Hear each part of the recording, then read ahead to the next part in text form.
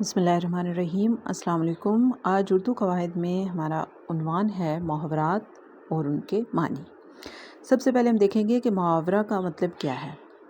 محاورہ اصل میں الفاظ کا ایسا مجموعہ ہوتا ہے جو اپنے حقیقی کی بجائے مجازی معنی دے، یعنی جو معنی ہیں ان کی بجائے اس کے معنی ایسے ہوں جو لفظی ترجمہ کرنے سے تو اس کا مطلب واضح نہ ہوتا ہو، لیکن اس کا مجازی معنی ہمیں اس کا جو مطلب ہے وہ سمجھا دیتا ہو۔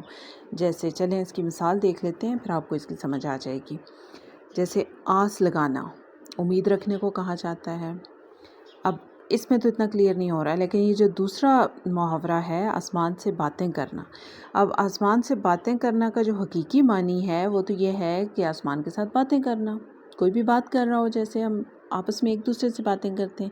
لیکن جو اس کا مجازی معنی ہے وہ یہ ہے کہ کسی چیز کا بہت بلند ہونا، آسمان تک پہنچنا یا بہت بلند ہونا، تو اس لیے ہم اس کو آسمان سے باتیں کرنا کہتے ہیں۔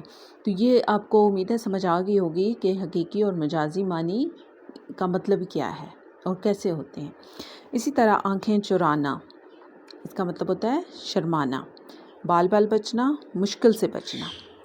جان وارنا، جان قربان کرنا۔